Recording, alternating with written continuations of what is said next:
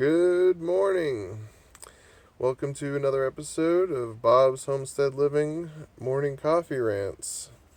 Uh, some of these videos have gotten almost 50 views, so if you like these videos, please like and subscribe. But today I wanted to talk about why I came out to Homestead, why I came out 9 miles down a dirt road in the middle of nowhere, Eastern Oregon. Well, let me tell you. You see those trees out there? And by the way, it's a blustery day inside, and I got the wood stove going in here, staying warm with some kitties. So we're staying cozy, so I thought it'd be a good time to talk about why I came out here to my homestead and why I want to live like this. I got to a point in society where I was working uh, basically my whole life away, and this last year I made about $75,000, and after taxes they took about 20,000 of it. And after I filed my taxes, I still owed $300.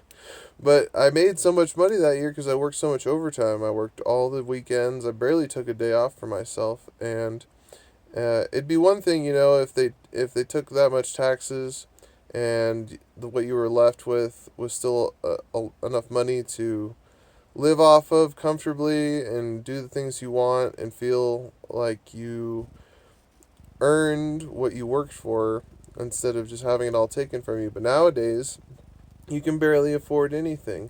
You can barely afford to just buy the food and pay your rent. And so, in saying all that, I got tired of it all. I got fed up. I just turned 31, but I just turned 30, so I guess you could say I had a bit of a midlife crisis. And I had bought this property in 2020 for just about a little over $4,000, a little over 1.15 acres. And it's got tons of trees and a nice meadow that I'm clearing for my garden right now. And I came out here so that I could live on my property. Number one, not have to pay rent. Number two, uh, I wanted some solitude and to get away from all the people's problems. I felt like I was a magnet for everybody's drama. I mean, I would just live my life and be a happy-go-lucky person, but it just seemed like there was always a tornado of other people's out of control emotions and personal dramas going on, and I'm just in a sailboat getting thrashed around by it. But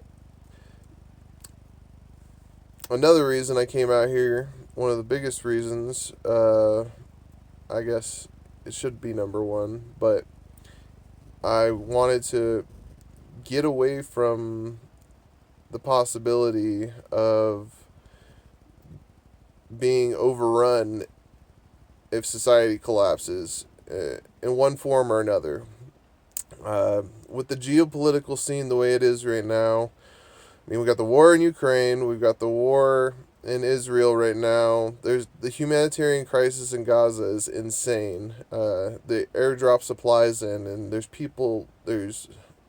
infrared videos of people just piling on top of each other like ants trying to get this food, killing each other. It's insanity. And then all the shipping issues happening in the Strait of Hormuz with Yemen and the Houthi rebels, and Lebanon and Israel are about to attack each other. I mean, I could go into China, North Korea. I mean, the list is just goes on and on. But there's so much information out there right now that talks about how uh, likely it is that World War III is about to start. And, in America, everybody just lives their life like it's always going to be this way. I've traveled and I've gotten a perspective firsthand of other societies and how different cultures think. And in America, it's just amazing the cognitive dissonance that Americans have when it comes to what is really going on in the world outside their little bubble. And so I came out here to because I'm a prepper, and I think and wholesomely believe, not hoping, but a logical person. So I look at what's going on and I'm like, okay, it looks like this is actually going to happen. And I want to survive. I talk to a lot of people about what I think is going to happen, and they just say, well, I'd just rather die. Well, you know what I say? Weak. Whatever. Get out of the gene pool. You know what our ancestors went through to be able to get to the point where we exist, where I'm sitting here right now? How many plagues and wars and famines? You know, everybody's ancestor was enslaved by someone else at some point. Like the amount of things that not only our human ancestors went through, but all of the other, creatures that came before it. Because I also believe evolution is also a logical outlook of life. I mean, it just makes complete sense. But anyways, that's a whole other topic. So I came out here to get away from it all and get away from people and the possibility of when the day comes when they realize that their perfect little bubble is popped and it doesn't work the way it used to, they all start freaking out. And so I'm going to be out here on my little compound 9 miles down a dirt road. And if you want to come try and take what I have and try and take me off this earth, good luck. Because I'm not going down easy.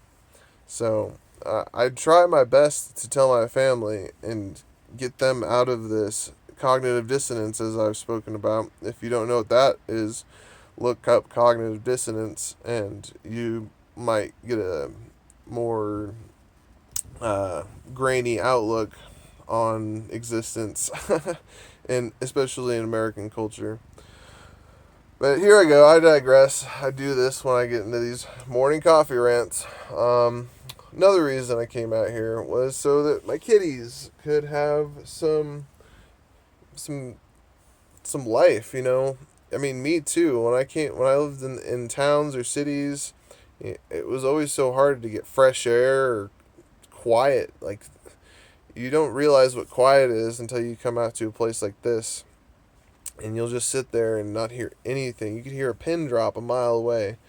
It drives some people crazy. It kind of was hard for me at first when I came out here because the quiet was just, it's different. And, but over time, it just helped calm me and make me more at ease. And there's something to be said about coming out to a place like this and being able to be more in touch with Earth and be so close to it every day. Because we're all so disconnected. You're always wearing shoes and walking on pavement, and you're never grounded with the world. We are literally like made of earth materials. Everything in our body has been recycled throughout millions and billions of years. Literally, we are star children. The the molecules in our bodies and every part of us is a little piece of everything else. We're also interconnected with the world and everything around us, and it's so easy for us to just get so trapped in our heads thinking that what we want is what's most important. You're egotistical. Most of you are. You may not want to hear it, but you are. So you need to go eat an ounce of mushrooms and experience some ego death. Realize that you are nothing, but you are also everything. It's a trip, man. So what else? See, that's what I do. I start talking and then I forget about the point I was trying to make.